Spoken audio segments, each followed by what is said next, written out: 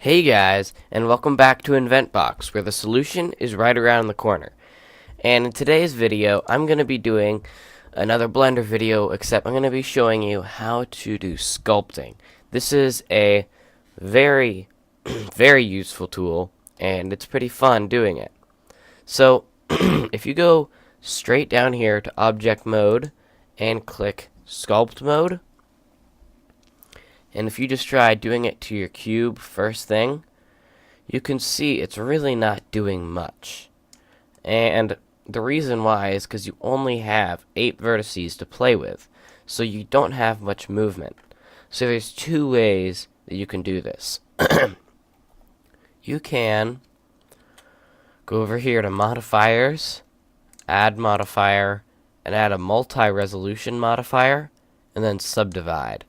Make sure you don't subdivide too many times, because I made that mistake, and it'll just freeze your computer. So once you got that, you can click Apply, and you can't do it when you're in a Sculpt mode. You have to be in Object mode to apply the subdivide. Whoa, that's a lot of subdivides. So now that it's a pretty fine circle, we can go back into Sculpt mode, and if you click up here, you can change your brush.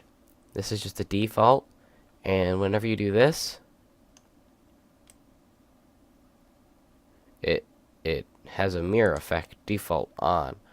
But now you can just sculpt all over your circle and do whatever you want, and the mirror will copy it. So that is a pretty cool little feature that it has. It's like that. And that is looking cool. And then you can, like, if you want, you can just do like a brain. Like this. Just draw a bunch of lines. And over on the other side, it'll be drawing the exact same thing, which is pretty cool. So that's the one way that you can start modifying just like that, because you have to have lots of vertices. If we go into edit mode, you can tell we have a lot and a lot of vertices, which is really important, or else it won't really be able to put the detail into it that you want.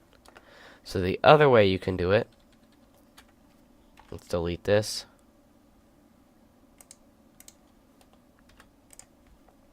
is if we go right into Sculpt mode and go over here to Dino Top, which stands for Dino Topo Topography. I'm not sure what it is, but go over here to Dino Topo and darn.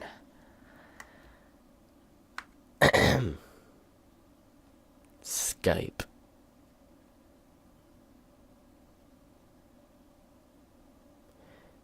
Now go over here to Dino.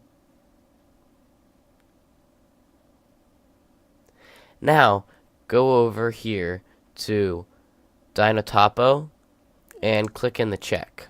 Now what this will do is whenever you draw, it will actually create more vertices where it needs it. So if we go into our wireframe, you can see that it creates more vertices as you're doing this. So now this whole thing is like covered in vertices. If you want, we can like try to bring out this edge, and it'll actually do that with a little more detail. So that's pretty useful, and then it's looking pretty cool. So the Dino Topo is really a useful tool. But let's go into another brush now. If we go into like the grab, we can grab and pull out like that. Excuse me.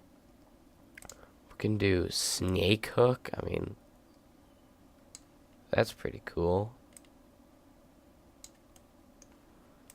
Can try F nudge. Just kind of moves them around. There's some cool brushes here that you can play around with. That spins it.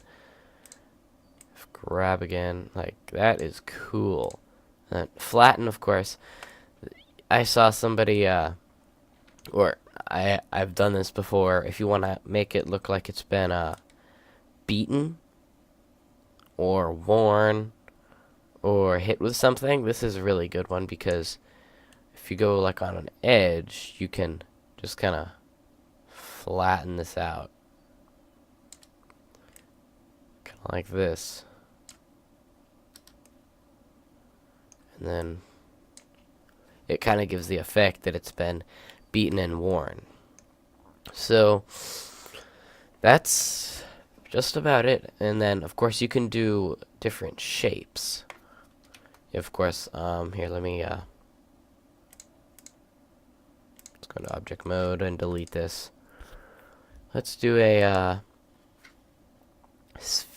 monkey. This is kind of turned into Blender's second logo. They're a monkey. So if we, let's keep it flat. So if we go into Sculpt Mode now, we could go to the Sculpt Draw, and we need to check Dino Topo again, and we can do stuff like this. Now there is a mirror effect going on, so let's see, where is the mirror effect? Okay, here it is. So I can actually change the mirror so it'll be on the y-axis. So it'll always be on the y-axis now. Oh, that's creepy. Or you can do, well, that's on, now you could do X, Y, and Z. So it's on every axis. Could bring his eyes out a little bit. Or you can just do Y. So, or you can just turn off the mirror, and that's definitely useful for whenever you get closer to the symmetry line. You can freehand it to make it really look like it blends together, and it's not obviously copied. So, that's about it for the simple, just kind of getting to know the Sculpt tool and what it can do. So I hope this video was useful. If it was, don't forget to like and subscribe, and I'll see you next time. Talk to you then.